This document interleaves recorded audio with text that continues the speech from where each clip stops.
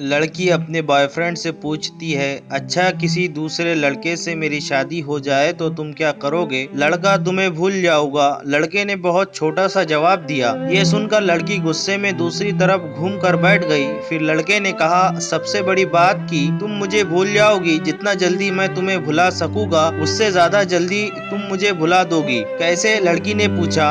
लड़के ने बोलना शुरू किया, सोचो शादी का पहला दिन है, तुम एक तरह के घर में हो, शरीर पर जेवर, चेहरे पर मेकअप, चारों तरफ कैमरे का फ्लैश और लोगों की भीड़, जहां तुम मुझे चाहकर भी याद नहीं कर सकती। और मैं तुम्हारी शादी की खबर सुनकर दोस्तों के साथ कुछ उटपटांग पीकर किसी कोने में पड़ा रहूंगा। और फिर जब मुझे होश आएगा तब मैं तुम्हें धोखेबाज, बेवफा बोलकर गाली दूंगा। फिर जब तुम्हारी याद आएगी तो दोस्त के कंधे पर सर रख के रो लूंगा। शादी के बाद तुम्हारा बिजी टाइम शुरू। फिर तुम अपने पति और हजार तरह के रस्मों को निभाने में बिजी रहोगी।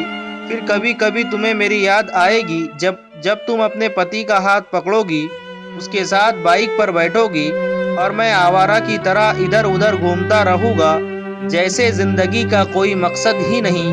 और अपने दोस्तों को समझाऊंगा कि कभी प्यार मत करना, कुछ नहीं मिलता, जिंदगी खत्म हो जाती है प्यार के चक्कर में। कुछ वक्त बाद तुम पति के साथ हनीमून पर जाओगी, नया घर होगा, शॉपिंग होगी, नई जिम्मेदारियां।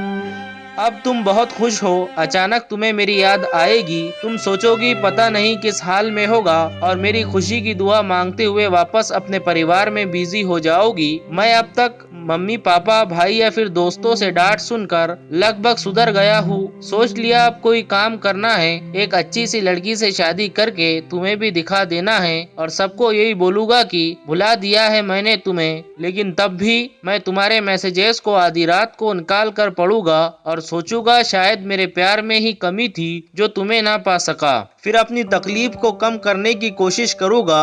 2 साल बाद अब तुम कोई प्रेमिका या नई दुल्हन नहीं रही, अब तुम माँ बन चुकी हो। पुराने आशिक की याद और पति के प्यार को छोड़कर तुम अपने बच्चे के लिए सोचोगी। अब तुम अपने बच्चे के साथ बिजी रहोगी। मतलब अब तक मैं तुम्हारी जिंदगी से परमानेंटली डिलीट हो चुका हूँ। इधर मुझे भी एक अच्छा काम मिल गया है, शादी की बात चल रही है और लड़की भी पसंद हो गई है। अब मेरा बिजी टाइम शुरू हो गया। अब मैं तुम्हें सचमुच भूल गया हूँ। अगर किसी जोड़ी को देखता हूँ तो तुम्हारी याद आती है, लेकिन अब तकलीफ नहीं होती।